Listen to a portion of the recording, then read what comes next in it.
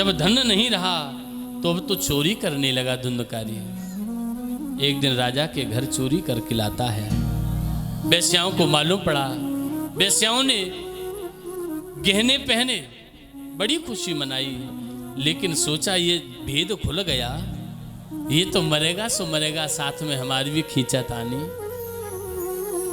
क्यों न उस कड़वे वृक्ष को उखाड़ दिया जाए जिस पर कड़वे फल लगे, न रहेगा बांस न बजेगी।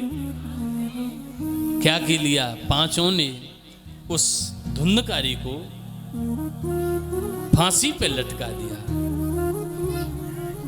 पांसम कंठे निधायस्य, फांसी का फंदा बनाया, लटका दिया, लेकिन उसके प्राण नहीं निकले। प्राण जब नहीं निकले, अब तो चिंता हो गई। अगर अब छोड़ दिया तो ये नहीं छोड़ने वाला। तो क्या किया,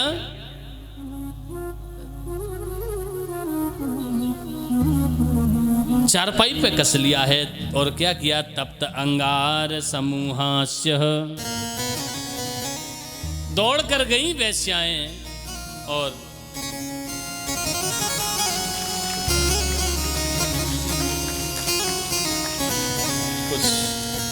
उठा दो, रुक जाओ।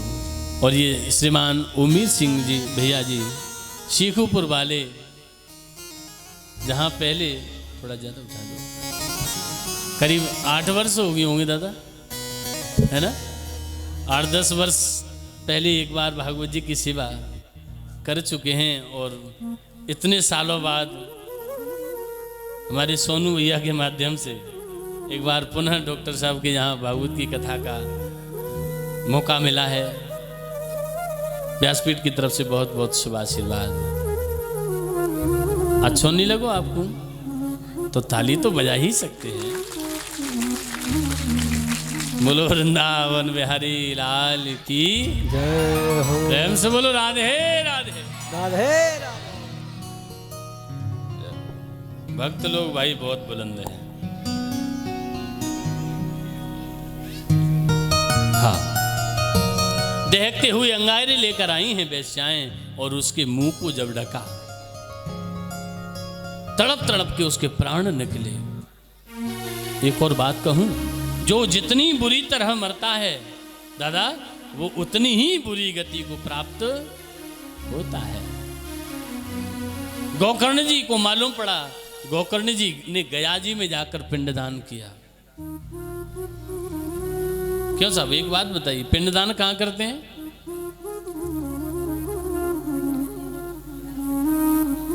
गया जी में। अम्मा बता रही है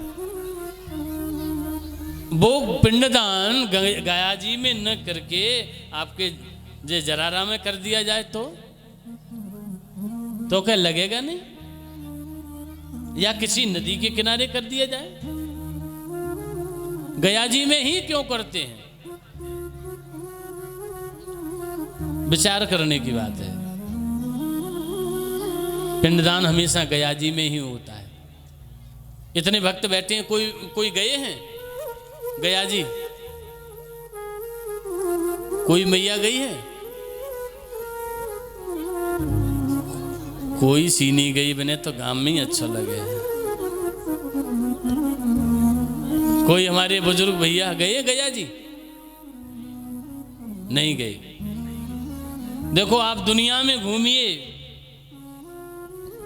दुनिया की नदियों को आप देखिए। गया जी में एक नदी है जिसका नाम है फल्गु।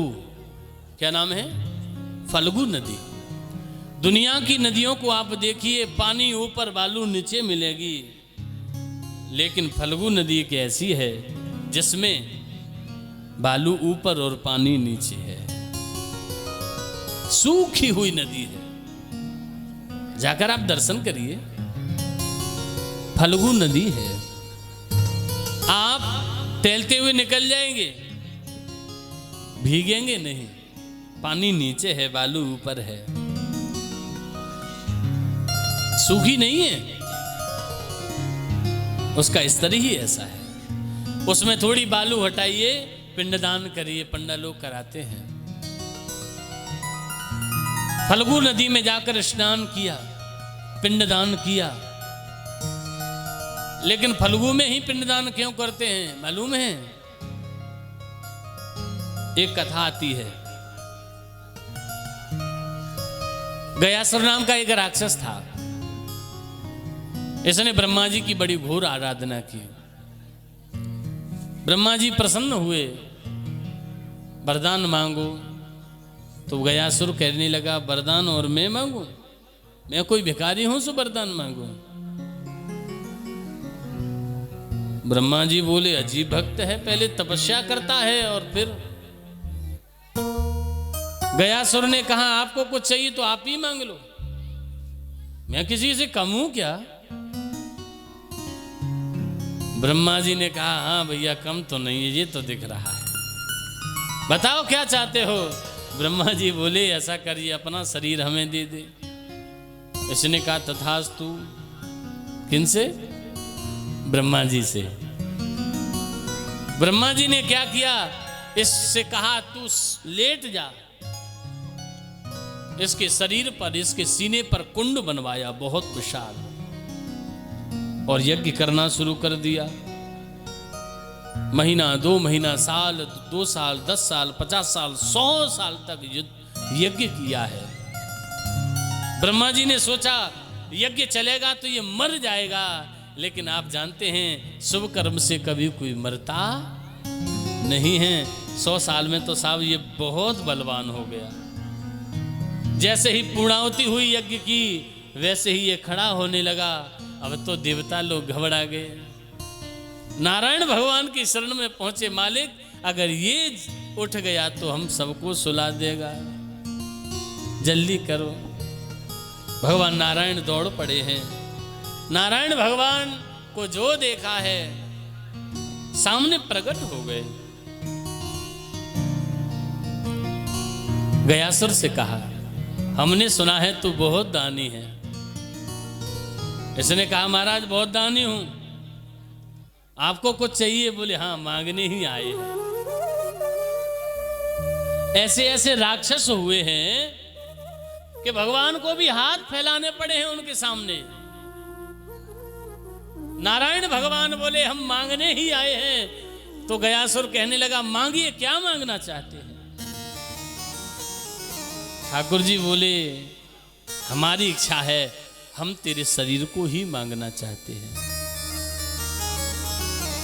मतलब नारायण भगवान बोले मतलब ये है कि हमारी इच्छा है अब अपने जीवन को यहीं समाप्त कर दे। गयासुर ने कहा अब कोई प्राण मांगने की बात कहे, इससे ज्यादा देने को क्या होगा? लेकिन ये एक पल के लिए सोच में पड़ा, दूसरे पल चेहरे पर मुस्कुराहट आई। मुस्कुराया और कहा नारायण मैं जानता हूं तुम छलिया हो, पर चलो कोई बात नहीं, तुम भी क्या याद रखोगे, किसी दानी से पाला पड़ा। कहते कहते आंख में आंसू आ गए, चेहरे पर मुस्कान है। लेकिन गयासुर ने कहा मैं तुम्हें अपना शरीर देता हूं, अपना जीवन, अपना सर्वस्व देता हूं, लेकिन ध्यान रखना मेरी एक बात का। एक भाव जागृत हुआ उसके अंदर, एक प्रेरणा जागृत हुई। क्या इसने मांगा? क्या मांगा? प्रभु मुझे वरदान दो, यहां इस स्थान पर जो भी अपने पितरों को, अपने पूर्वजों को आकर जो भी पिंड दान करता है, जो भी अपने पितरों को नारायणी करता है, नारायण बलि करता है, त्रिपिंडी करता है, सपिंडी करता है, श्राद्ध करता है, उसके पितरों को, उसके पूर्वजों को अधोगति मिलनी नहीं चाहिए। एक और बात कहूं, जिसके घर में, जिसके देवता, घर के जो देवता होते हैं उनकी पूजा होती है ना, जिसके घर के देव प्रसन्न होते हैं, जिसके पितृ प्रसन्न होते हैं, वो घर खुशहाल रहता है। जिसके पितृ भटकते हैं, भूखे प्यासे, न रहने को स्थान है, उसके घर को कभी शांति नहीं मिलती। पितृ क्या होते हैं? हमारे पूर्वज क्या होते हैं? हमारे घर की जड़ होते हैं, नींव होते हैं। इसलिए अपने अपने सभी पितरों को पूजना चाहिए। अभी श्राद्ध पक्ष आ रहे हैं, अभी श्राद्ध पक्ष आने वाला है,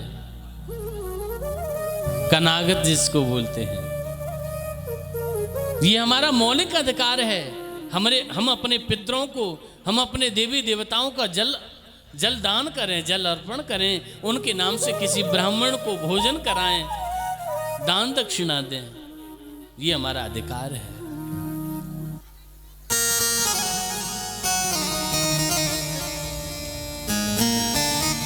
तो हमें जो अपने घर के देवी देवताओं को पूजता है ना, उसे भूत नहीं पूजने पड़ते। गीता में भगवान कहते हैं, अर्जुन चाहे किसी की भी पूजा करो, यांत देव व्रता पितृ न यांत पितृव्रता, या भूतान यांत भूतेज्या, यांत मध्या जनोपमा।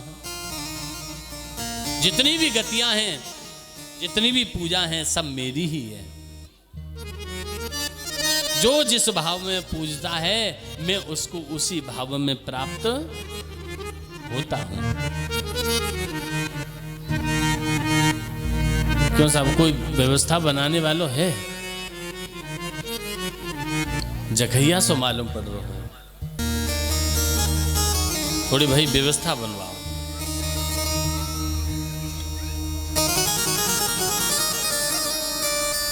बोलो वृंदावन बिहारी लाल की। आज कहने का भाव, गोकर्ण जी को मालूम पड़ा, गोकर्ण जी आए, घर में आए, और जैसे ही घर में गोकर्ण जी आए, गोकर्ण जब ही घर में आया, त्यों ही वो प्रेत दिखाने लगा, सूकर भैंसा बकरा मेढ़ा, बन बन कर आगे आने लगा। गोकर्ण जी घर में आए, वही धुंधकारी की प्रेत आत्माएं घर में भटक रही है। कभी सुअर के रूप में, भैंसा के रूप में, मकड़ा के रूप में, बड़ी बड़ी विचित्र आवाज निकाल रहा है। गोकर्ण जी ने पूछा, भैया तू कौन है? गोकर्ण जी ने पूछा, धुंधकारी बोला, अहम भ्राता तुरीयोस्मि। भैया अहम माने मैं, भ्राता माने भाई। मैं कौन हूं? मैं तुम्हारा भाई हूं। क्या नाम है? बोले धुंधकारी नाम यतः। मेरा नाम धुंधकारी है। मैंने अपने ब्राह्मण तत्व से, मैंने अपने कर्मों से अपने ब्राह्मण तत्व को नष्ट कर लिया। मैंने परिवार विनाश किया, पर तुम उद्धार करो भैया। भैया का भैया डूब रहा, तुम नैया पार करो भैया। भैया मेरा तो ब्राह्मण तत्व नष्ट हो गया।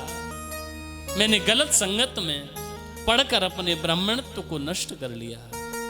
प्रसाद रखकर बैठो अपने पास, या तो आप रख लो, कोई खाली हाथ न जाए।